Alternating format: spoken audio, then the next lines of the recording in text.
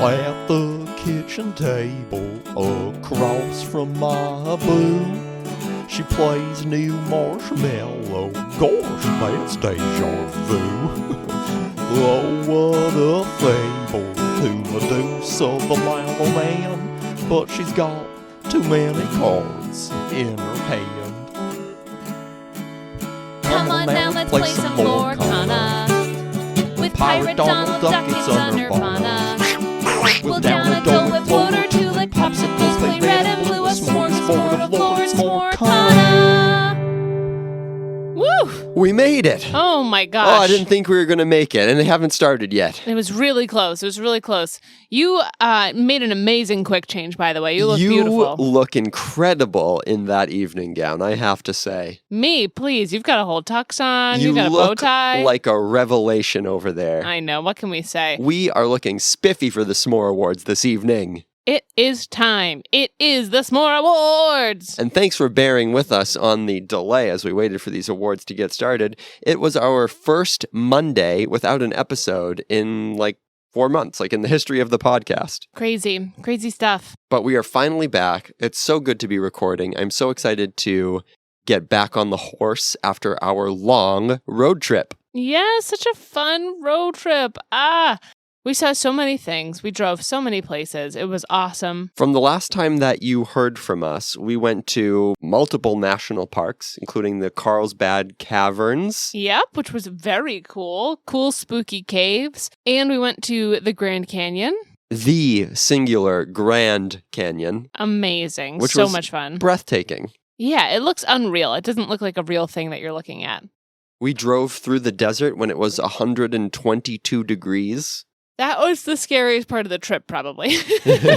Because there's nothing around you. I mean, you may know, dear listener, you may have done this before, but it's just like vast wasteland of desert around you. Just desolation. You're on a winding road through the desert. There's no civilization.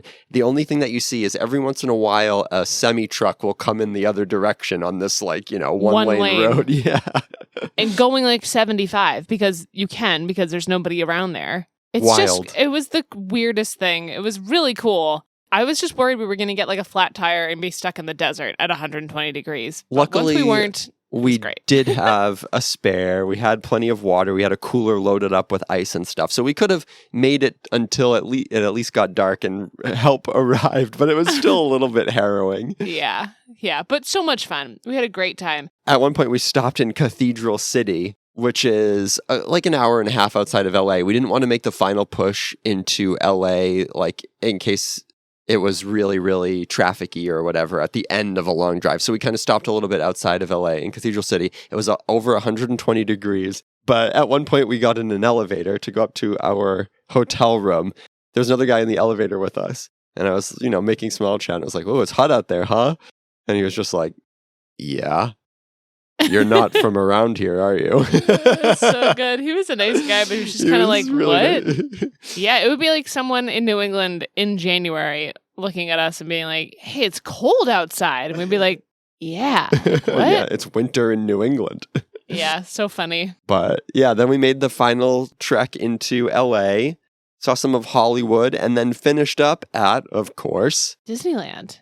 We had 3 magical, fun-filled days in Disneyland. It was Brett's first time ever in Disneyland, as we said before. Not my first time. I had worked there for the college program. But I hadn't been back in like 9 years, and a lot had changed. So it was really cool to see all the changes, all the new things. Pixar Pier wasn't there at all when I was there. It was just not themed. All the Avengers Campus wasn't there.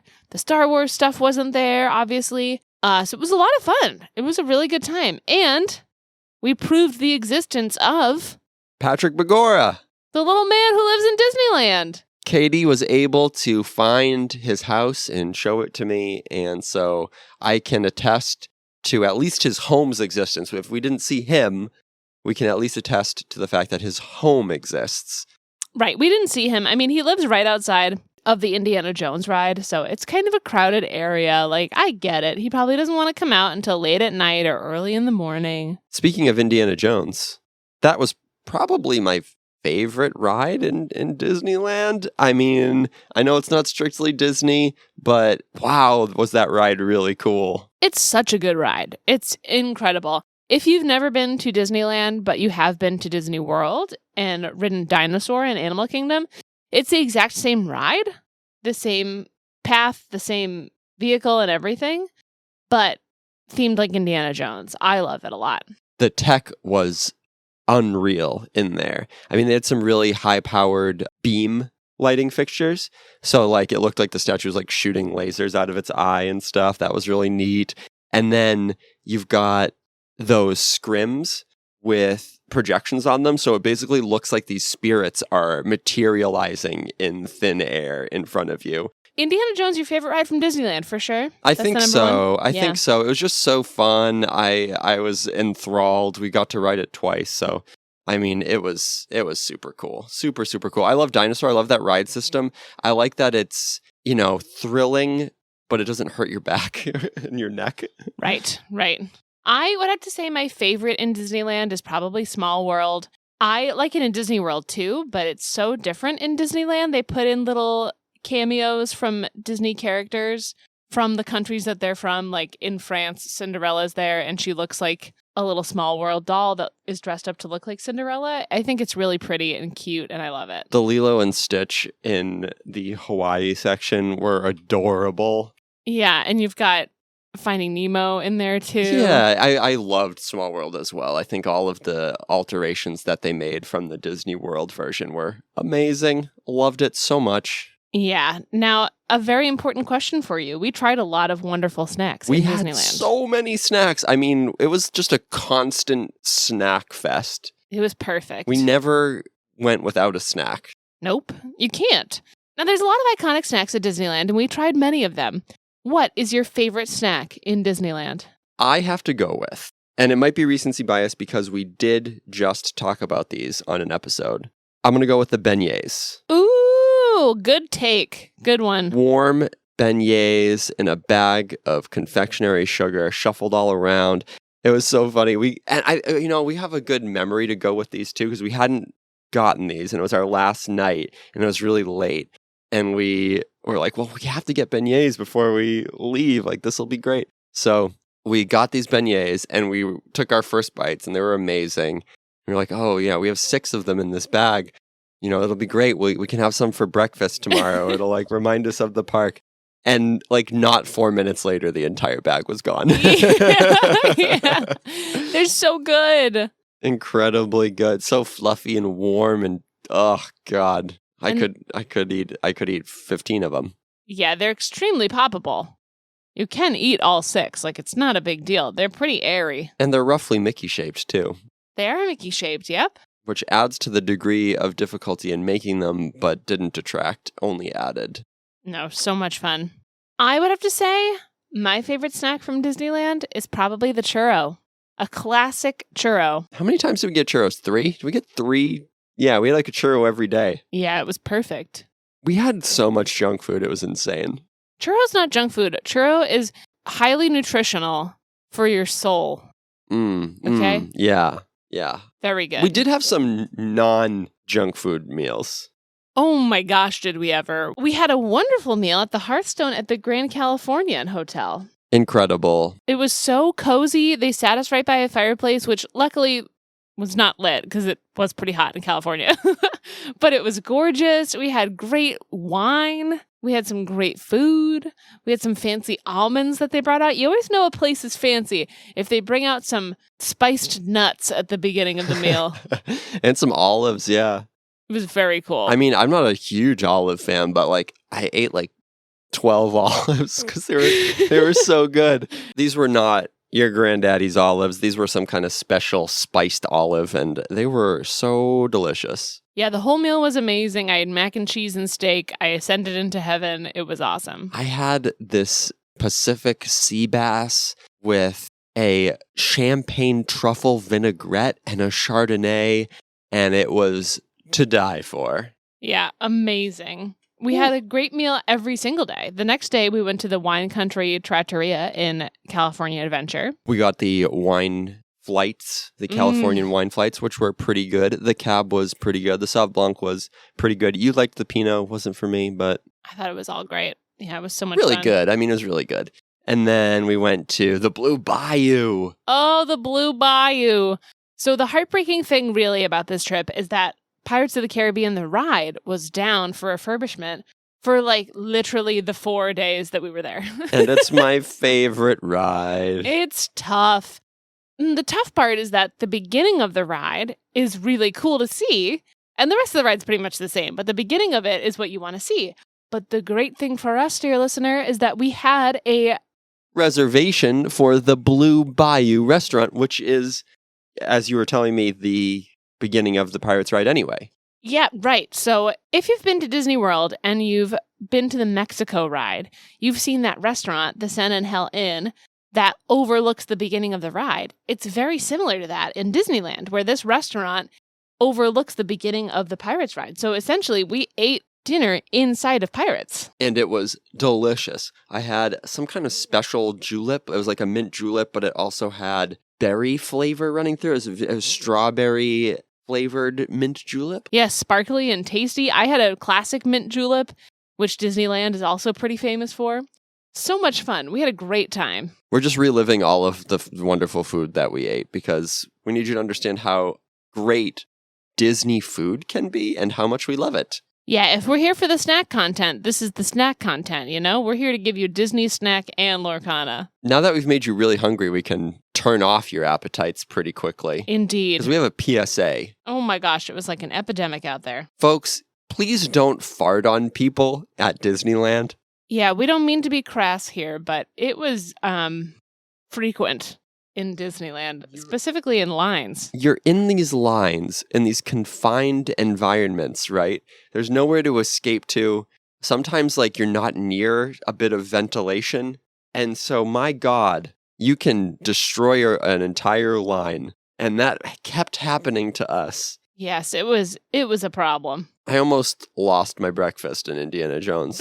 Yeah. That poor person, I hope they're okay. Yeah, it was tough. It was pretty rough. It was tough. And I get, maybe there's nothing we can do about it. Disneyland's an exciting place and you get all, nervous or whatever and it just happens. Sometimes you can't control it, but wow. Listen, happened a lot. It happens to all of us, but, just try to take that outside, man. If you want the Imagineers to do something really incredible, some kind of like fart sensor, so you can prohibit farting in line. Like if you keep doing that, like you get kicked out of line. That would be an accomplishment. Yeah, that would be nice. That would make the experience more magical for me. Yes, for everyone probably. Yeah, some kind of combination like odor sensor and infrared technology. And, at a certain volume level, you get asked to leave the line. Yeah. Like tracking heat.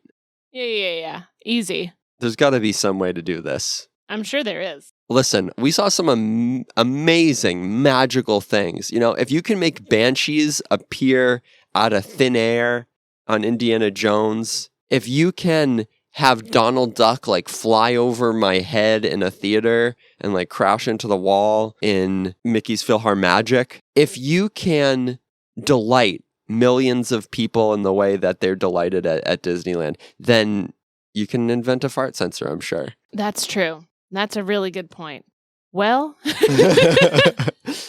again, this is the kind of hard-hitting Disney analysis that you come to expect from us. So exactly, right. That's what they're here for.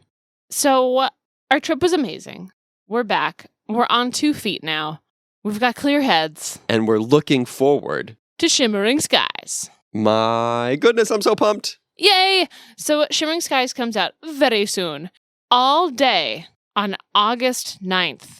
We're going to be packed up, hanging out in diversions, playing with the cards. Yeah, so many of our local metamates have gotten the day off so they can just hang out and jam cards all day. We might do some impromptu drafting with our boxes. We are going to do some, trading and some janky deck construction. It's going to be so much fun. so much fun. Cannot wait. But we don't want to get too much into the specific builds or cards that we're excited for because that is going to be part of our next episode. But just know that we are planning, we are ready, we are pumped. Everything looks amazing. The enchanteds look so good. The art is amazing throughout the whole set. I think it's the most powerful set by a good margin in all of Lorcana. I think it kind of pushes a lot of new archetypes potentially, so I'm pumped. Yeah, we're going to get real deep into all those nitty-gritties next week. Next week, we're going to dive into each little detail, each little feeling we have about Shimmering Skies, and get everybody pumped. Ladies and gentlemen, please make your way into the New Hampshire Living Room Theater and find your seats. The S'more Awards will start momentarily. Whoa, we gotta go. Oh my gosh. Okay, let's go.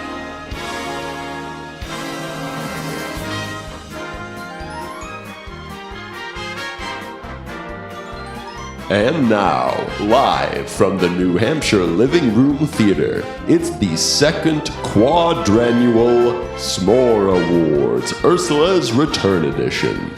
Presenting your fabulous hosts for the evening, Rebecca and Bartleby from Cogsworth Finishing School for Polite Gaming Society. Good evening. Welcome to the second quad-annual S'more Awards. My name is Rebecca. And I am Bartleby. It is my distinct pleasure to celebrate some of the superlative cards from the Ursula's Return Lorcana set. This S'more Awards was unlike any other. For these awards this season, we took into account the opinions of the Lorcana players. It might have been dangerous to open up this to the general unwashed public, but we are pleased to take this more democratic approach in this edition. Yes, indeed.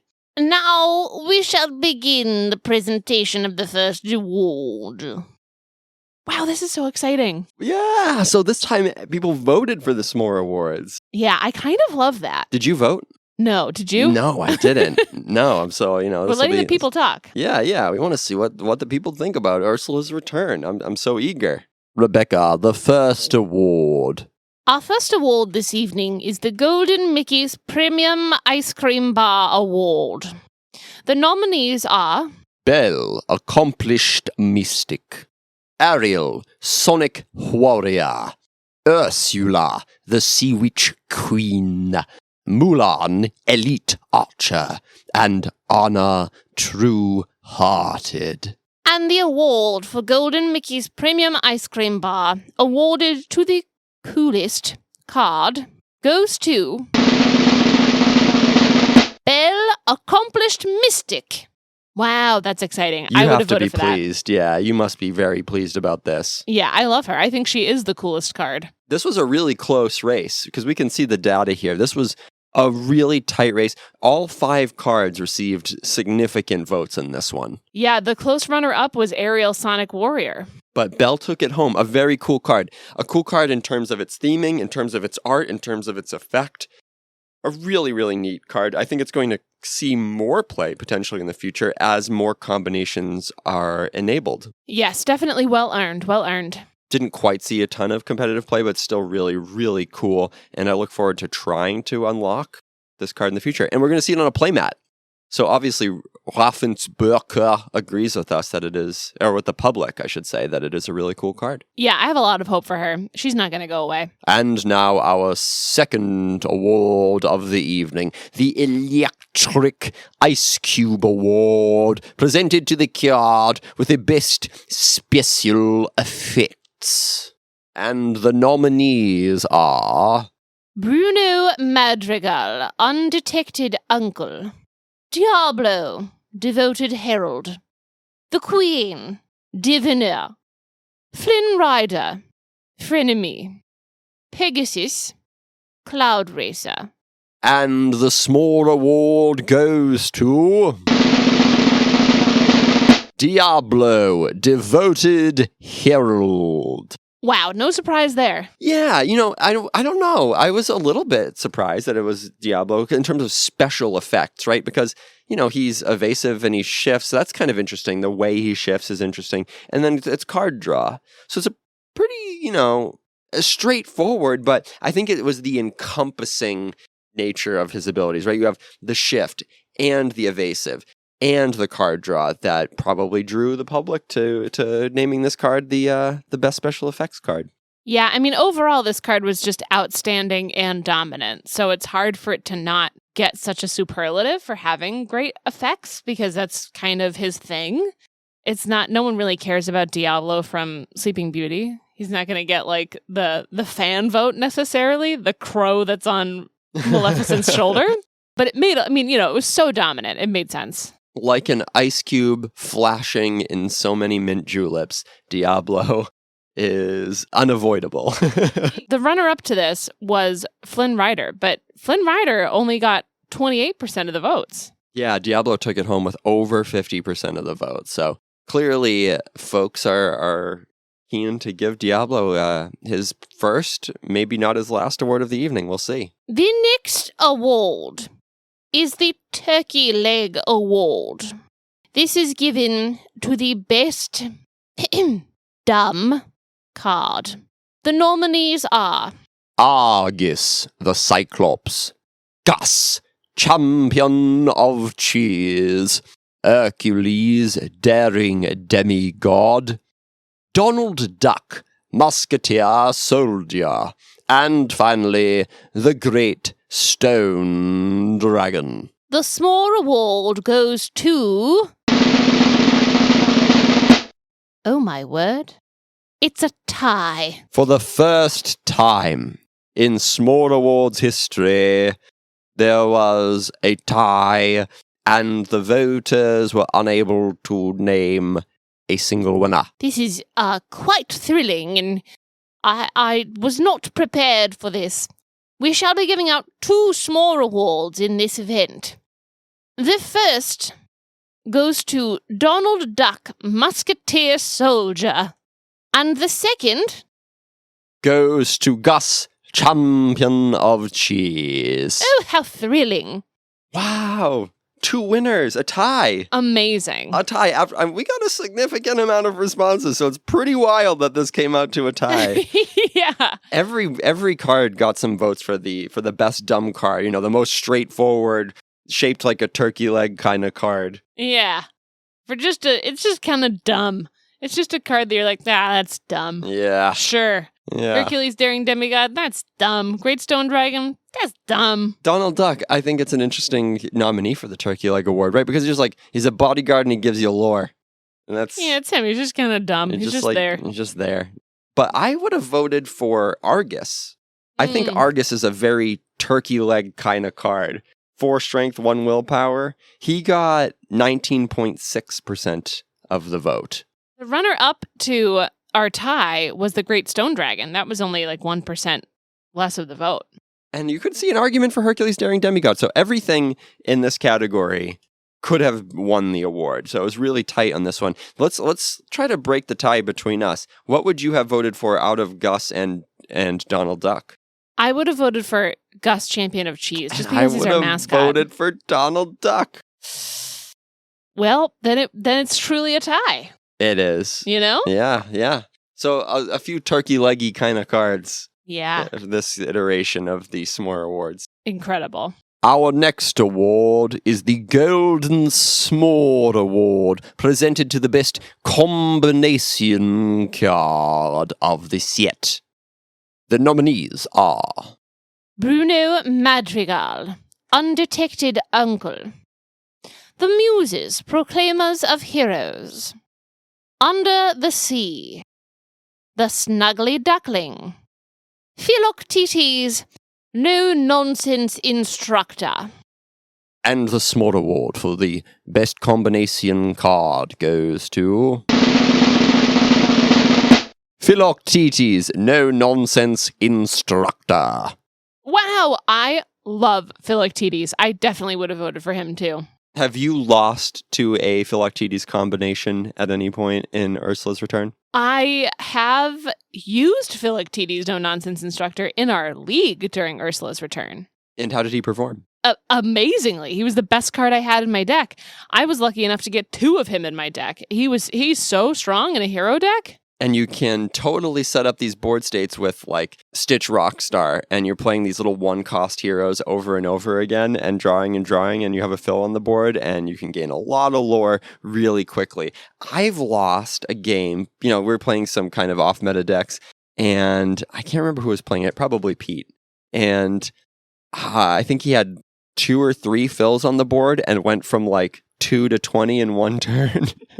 And that was pretty cool. Yeah, so fun. I love that card. The runner-up to this was the Muses Proclaimers of Heroes. A great card. Yeah, I think that's a good runner-up. Yeah, and you can enable all kinds of looping shenanigans with the Muses and like Ariel, right? Where you are singing a song with the Muses to bounce your Ariel, then you replay your Ariel and you find a song, and then you play a song and you bounce your Ariel, et cetera, et cetera. And the whole time you're like, gaining 1 or 2 lore. Yeah, or like exactly. Reducing your opponent's character strength by like 2 or something. Right. It's pretty cool. The Muses are neat. They tend to stick on the board with that ward that they have. So Muses are a great card, and they'll continue to see play for sure. Love it. So the Golden S'more goes to Philoctetes. Congrats, Phil. A little love for Phil. He's always the sidekick, always the one supporting Hercules. So it's nice to see him getting the recognition he deserves. The next award is the World Showcase Honorarium, given to the best location card. The nominees are Hidden Cove, Thebes, the Snuggly Duckling, the Underworld, and Ariel's Grotto. And the small award for the best location goes to Hidden Cove. Wow, our first runaway of the evening, looking at the data that they're showing us here. Oh my gosh, complete runaway. Over 60% of the vote for Hidden Cove. It makes a lot of sense. None of the other locations have really made a huge meta impact. You can see how the Snuggly Duckling could be cool one day if there's a challenge-based deck that does well. I could see Ariel's Grotto getting played in the right kind of deck for sure. Thebes was pretty good in Limited sometimes, and the Underworld was played in the Towelman Purple location Amber Ruby deck where you tried to cheat out Jim Hawkins really early and then land some locations. So Underworld has good stats. But none of this compares to Hidden Cove and the impact it made. Yeah, just wild. I mean, we had trouble finding nominees for this category, so it makes a lot of sense. When we came up to the World Showcase Honorarium, we thought, wow, Hidden Cove is so outstanding. What are other locations that could possibly compete? And Snuggly Duckling was the runner-up with over 20% of the vote. So, it gave it some stiff competition for sure. Hidden Cove is so frustrating to play against sometimes, especially, I've played a lot of Sapphire Steel this set, and the way that, or one of the ways that Emerald Steel could win the game against Sapphire Steel is absolutely to land an early Cove and move everything there, get all of their characters out of range of Tinkerbell and grab your sword. And so, man, Hidden Cove, super, super strong. And now presenting the Golden Popped Corn Bucket Award, presented to the best item card of the set. The nominees are Miracle Candle, Ice Block, Fortisphere, Great Stone Dragon, Medallion Weights. And the Golden Popped Corn Bucket Award goes to Fortisphere. Wow, exciting! Speaking of cards you've played a lot, you've played Fortisphere a bunch in your Blue Steel deck. I can see why this won the award, for sure. I will say it's a little discouraging that it won the award, because effectively, this is a one-cost item that you play just to be an item that draws you a card. And I think every other nominee is much cooler as a card. You so seldomly activate Fortisphere for its effect, its secondary effect, the bodyguard ability. Most of the time, it's Hiram fuel, it's Tamatoa fuel, it draws you a card on your first turn. So I think every other nominee is way cooler. But in terms of regularly played cards in the meta, I mean, Fortisphere is a 4-of in one of the best decks in the game. So it makes a lot of sense that it won the Golden Popcorn Bucket Award. Yeah, and the Golden Popcorn Bucket goes to the best item. So it's not necessarily the coolest or what people maybe like the most. It's probably what they think is the most valuable in a deck, right? What they think is the most useful or just the overall best. And it took a huge chunk of the votes. 48% of the vote was for the Fortisphere. If you had asked us what was going to win this award in the first couple weeks of the set, I think Ice Block would have taken it for sure, right? And Ice Block was the runner-up. Ice Block got over 20% of the vote. So it was, definitely not a close race, but it still held its own. There's still some Ice Block believers out there. Ice Block is a really fun card to play. I want to play some Ice Block. The next award is the Mickey Pretzel Award, given to the best common card. The nominees are Magic Broom, Illuminary Keeper, Hidden Cove, Brawl, Chenpo, Imperial Soldier, and Fortisphere. And the award for best common card goes to Brawl. So we had two other award winners in this category. We had Hidden Cove and Fortisphere that have already won awards, and Brawl managed to take it home for the best common card. With over 50% of the vote. 55.4% of the vote went to Brawl.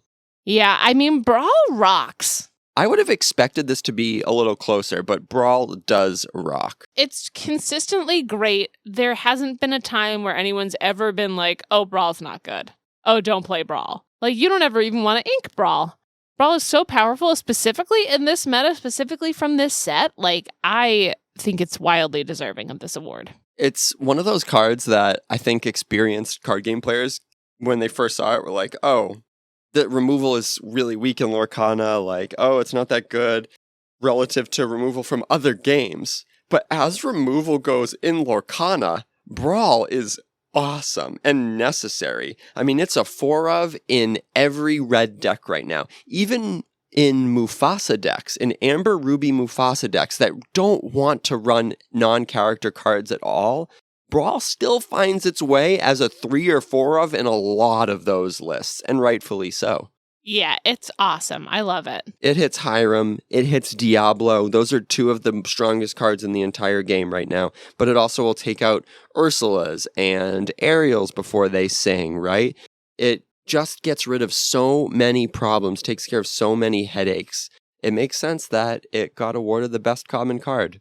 And now it is my obligation to present the Puffy Pizza Rizzo Award. I don't know why we call this an award. It's sort of an embarrassment to our whole school, but it is presented to the worst card. I don't, again, know why we're piling on and singling out the worst cards of the set. It's rather gauche of us, but anyway. The nominees for the Puffy Pizza Rizzo Award.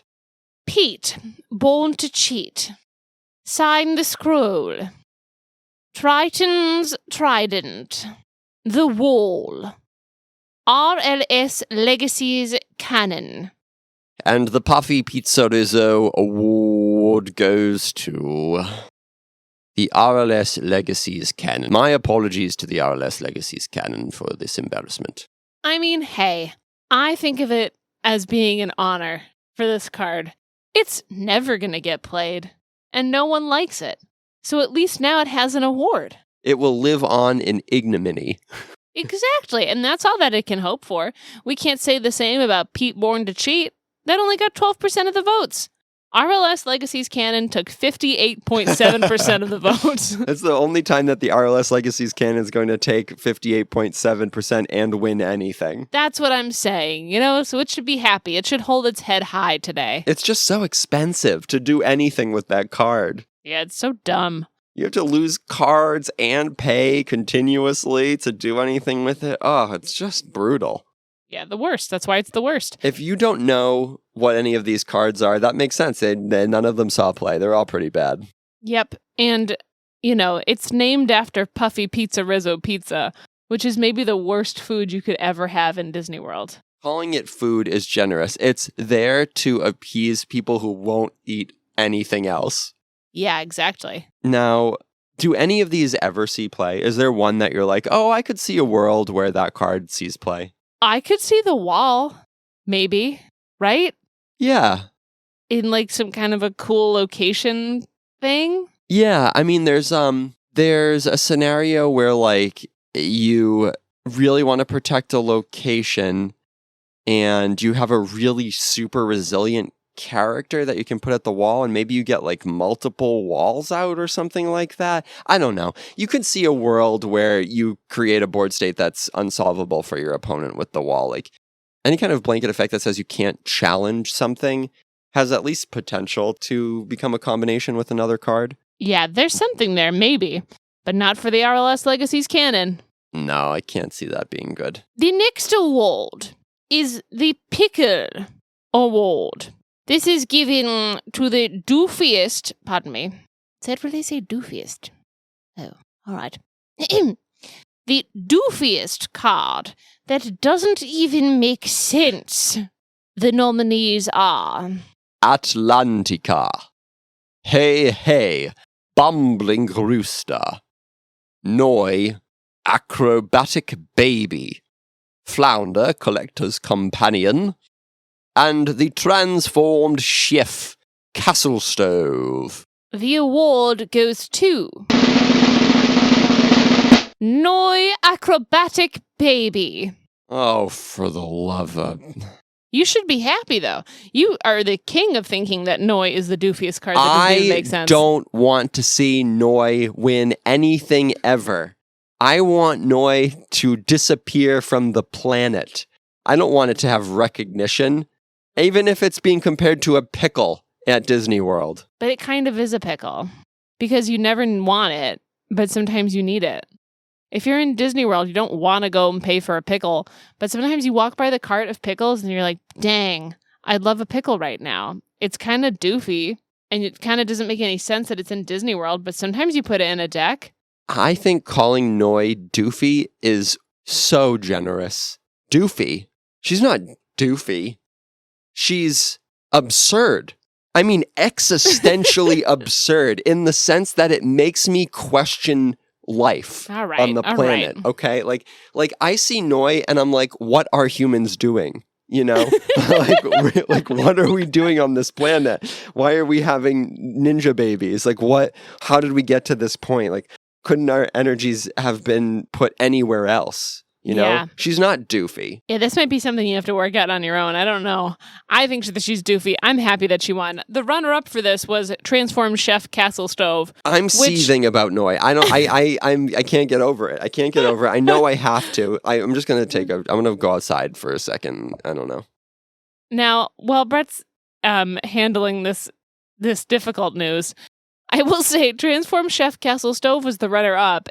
So Noi got 34.8% of the votes. Castle Stove got 29.3%. So wasn't that far. And I think Castle Stove is the definition of doof. So once again, congrats to Noi. Someday Brett will come back and join the award show. I'm feeling a little bit better. Oh, I'm so glad. I'm glad you made it back before the next award. What was second place? I couldn't even see through my rage. I know. Second place was Transformed Chef Castle Stove. In my mind, Transformed Chef Castle Stove won the Pickle Award, and I'm gonna just live in that headspace. Sure. I'm gonna go with that. I'm Sure. feeling zen about it. Congratulations to the Transformed Chef Castle Stove. All right. But really, it was Noi. And now, the Golden Smorgasbord Award for the best deck of Ursula's Return. The nominees are Emerald Steel Discard, Ruby Amethyst, Amber Steel Song, Ruby Sapphire, Sapphire Steel Zoolander. And the Golden Smorgasbord Award goes to...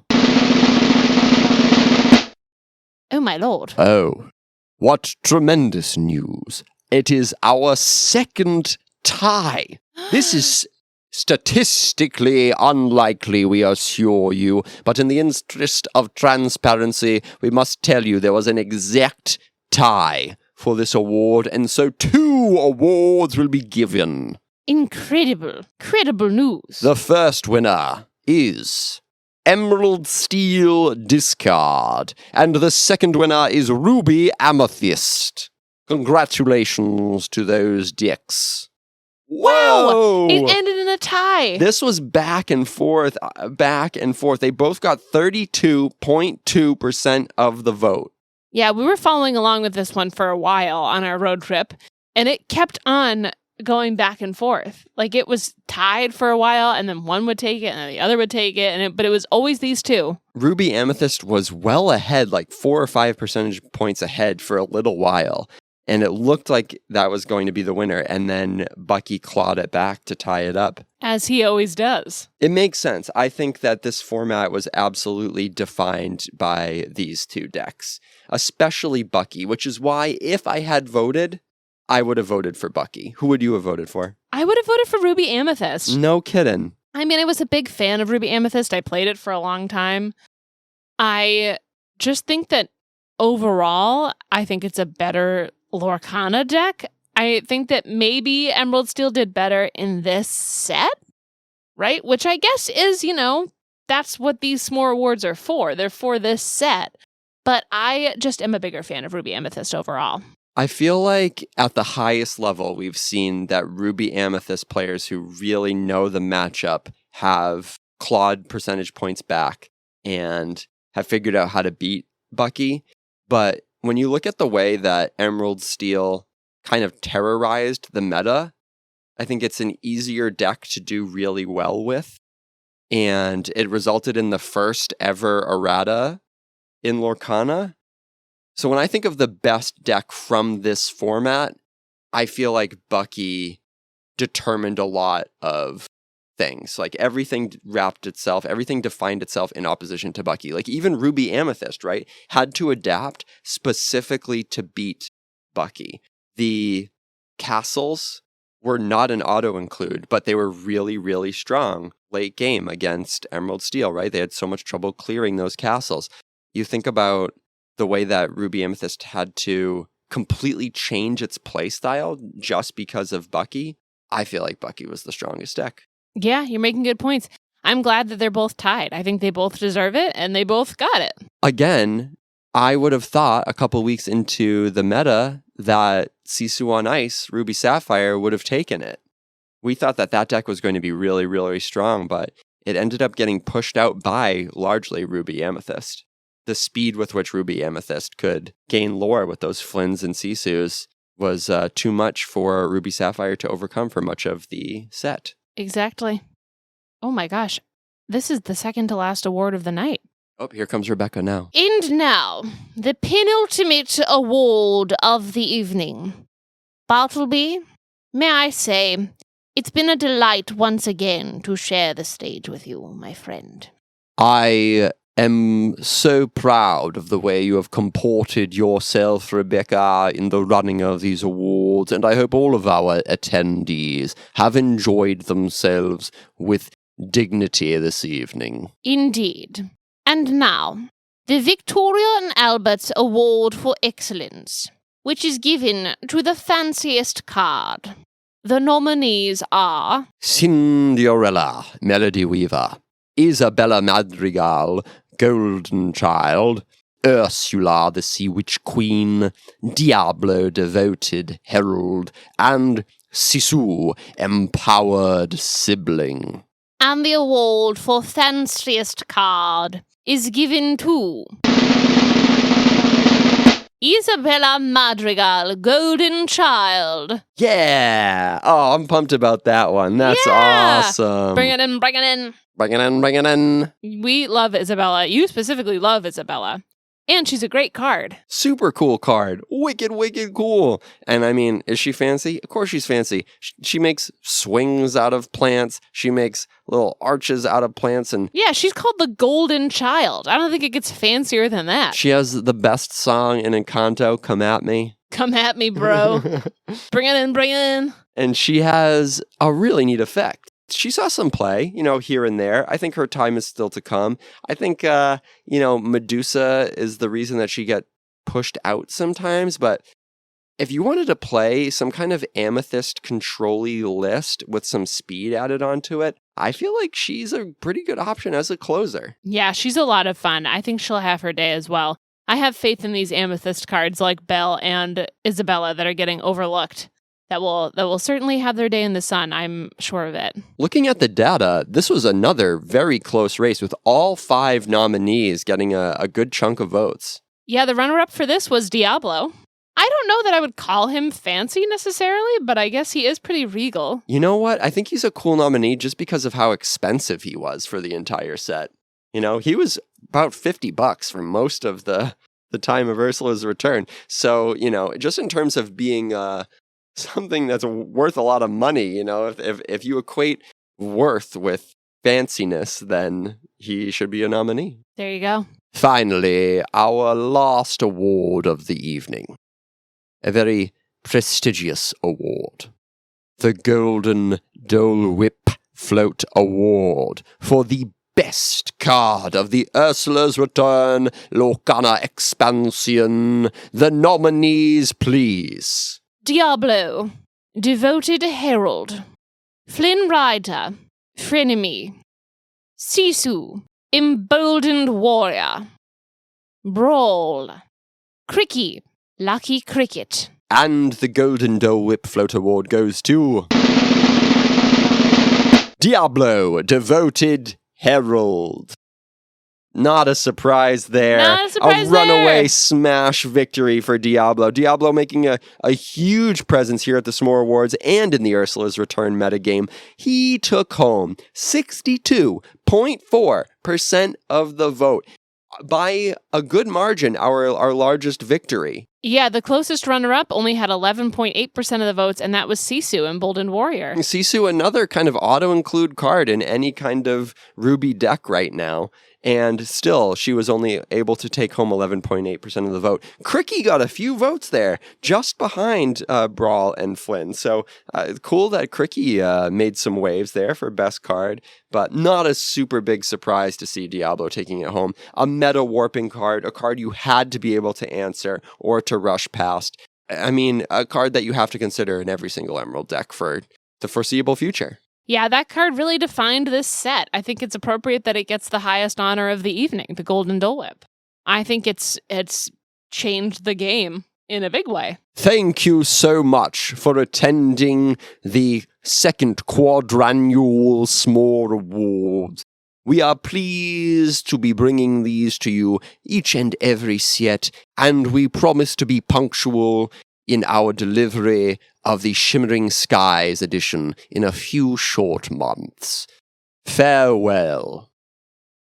Wonderful to be here. Everybody's looking so fancy. Congratulations to all of the award winners. This was so much fun. This was the best S'more Awards we've ever had. Now, I understand that anybody who voted for the S'more Awards was entered in a raffle. Is that right? Yeah, they had the option to be entered into a giveaway raffle. Incredible. So next week, we're going to be drawing that winner and sending out a little grab bag of Lorcana treats. Slightly delayed because perhaps it will include some Shimmering Skies paraphernalia. It's kind of going to be a grab bag of a whole bunch of cool stuff. Yeah, stay tuned for that. And thank you so much for joining us for the second quadrannual S'more Awards. It was a delight.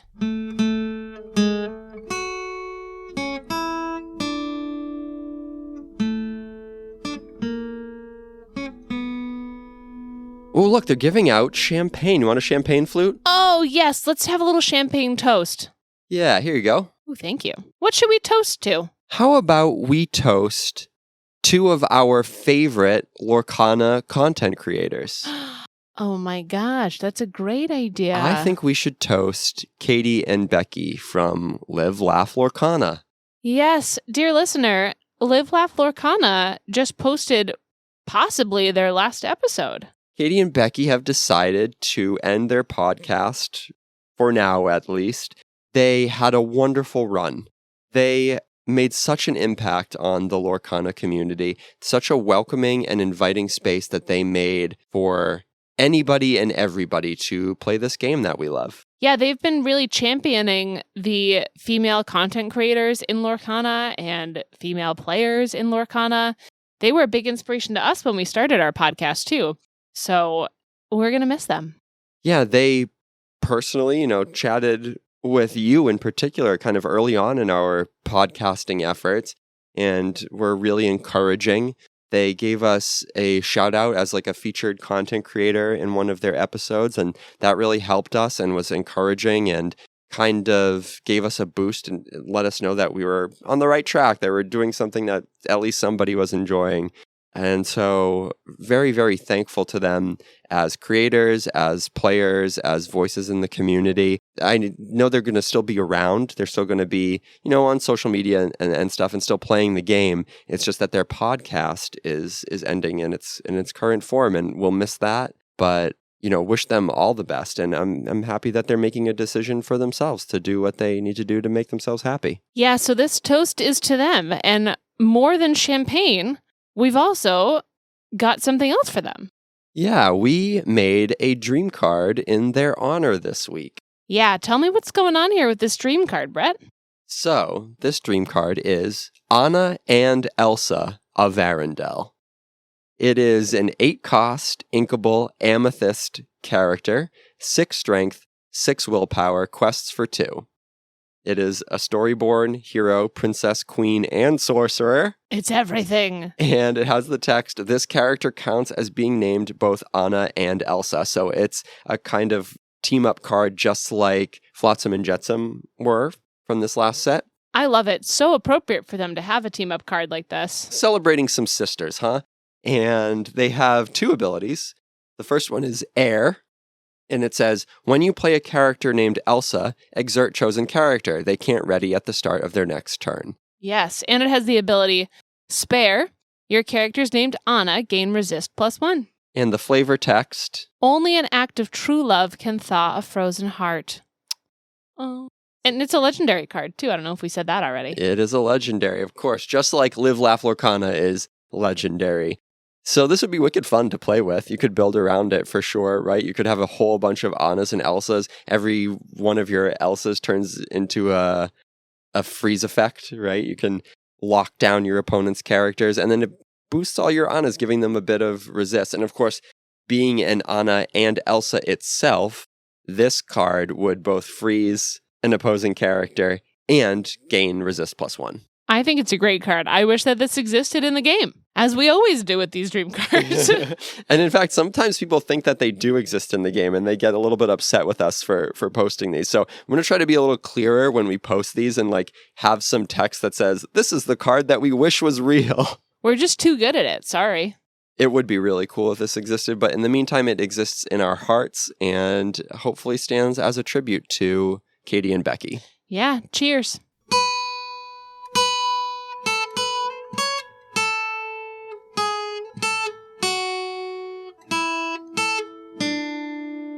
All right, so what's next on the menu here?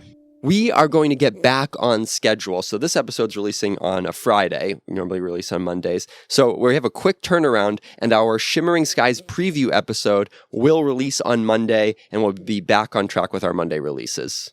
Thank goodness. The only reason we would ever possibly delay a podcast episode would be if we were literally in Disneyland, and we were. Yeah, thanks for bearing with us, everybody, as we took that little bit of a break over the past few days. We're really proud of the fact that we have been able to maintain that release schedule. It's something that we work really hard to keep up with, and it's something that we really want to continue. Yeah, and we'll do the giveaway next episode. We'll talk all about Shimmering Skies.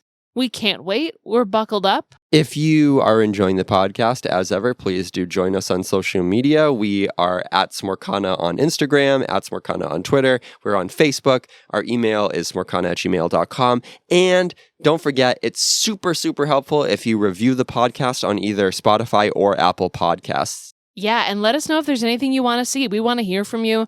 We love trying new things on the podcast. Smorcana is an open door. Nice. Till next time, everybody. Enjoy those churros. Keep on snacking. Nom, nom, nom, nom, nom, nom, nom, nom.